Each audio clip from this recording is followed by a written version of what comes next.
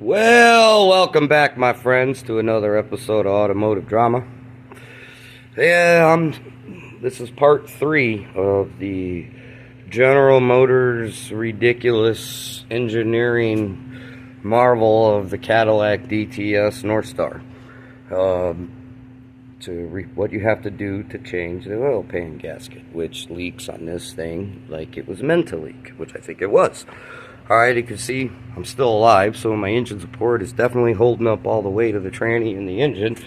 So let's get under here and take a little peek-see. Okay, as you notice, see anything missing? Yes, the whole entire subframe is missing. Completely gone.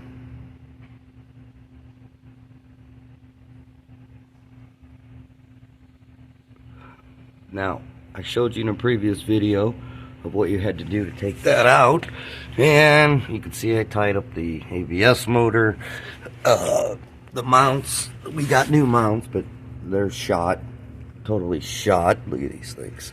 That's common on this car.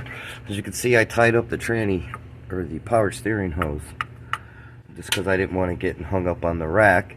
That comes back over here to the back of the rack, at the top of the rack. It's the one on the right side. It's towards the top.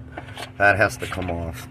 The tranny line itself is right there. I'm leaving it on the transmission, and I'm just going to pull it off of the radiator and leave it tucked on the tranny so it's easy. And of course the other one has to come off.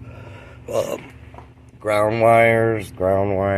Once I get all that off and I get the harness off, then you can look up in there and you can't even see it, but there's a bell housing bolt. And you got to take that one off, and then there's one deep inside there that you can't see. And of course the axles have to come out. You got to finish taking off the air injection hose. This bracket has to come off right here, and then you can get to the dust shield behind it, which is actually, if you look, it's once you take this bracket off, the dust shield comes with it. So you can get to the torque converter bolts. And once you get the torque converter bolts out, of course this axle has to come out.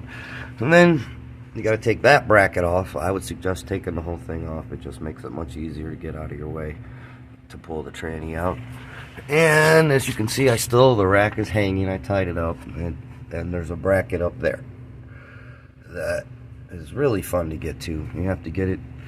It goes to the top, and you can't even see where it goes. But it goes all the way up to the top, and you have to loosen that bolt. And there's another bolt on top, I think, that I have to loosen. I'm not sure. It's been a while since I've done one of these. Then once you get all that out, then you can take the transmission out, and wow, look at the oil pan. You would think it'd be easy to get to, except for this ridiculous exhaust design that goes over the top of the transmission. It's utterly retarded. They could have spun that the other way around and brought it over the top of the transmission and down around behind the car. But no, marvelous engineering by General Motors. So anyways, still alive. They ain't fell on me. Like always, likes are nice, scribes are better. Questions, comments, feel free.